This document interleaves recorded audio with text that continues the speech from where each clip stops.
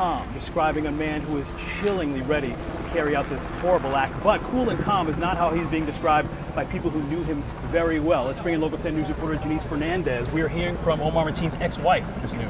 Yes, that's right. And you mentioned that with police, they say he was cool, he was calm. His ex-wife, though, describing him as angry, abusive, and really just really chilling details about what their relationship was like. So his ex-wife held a press conference yesterday. She said during their time together, he was abusive.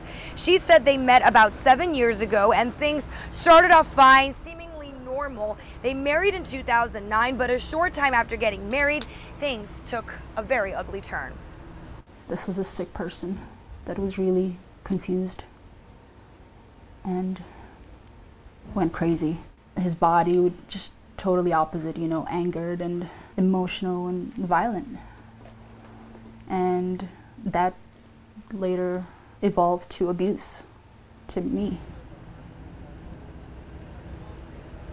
The two divorced in 2011. She said when she finally left him, it was because her family had to, quote, rescue her. She says he wouldn't let her talk to her family. She also revealed that at the time, he wasn't very devout to the Islamic faith. She also went on to say how he was homophobic, something a coworker says he experienced firsthand as well. Now, one person who is giving a bit of an opposing view to that is a childhood friend who says that Mateen was not necessarily angry, but did say he was a bit off. Take a listen.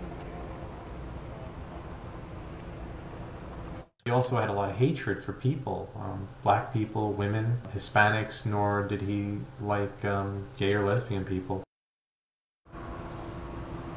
So we are just starting to hear from people who really knew Mateen on a personal level. Also important to note, Eric, that he does have a wife and a child. We don't know where they are. We haven't heard from them.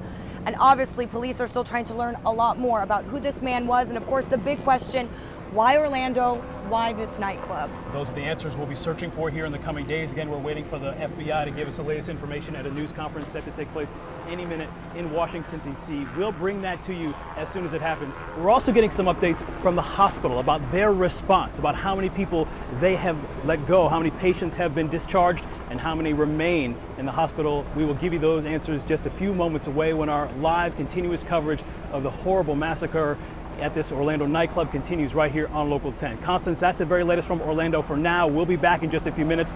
We'll send it to you in the studio.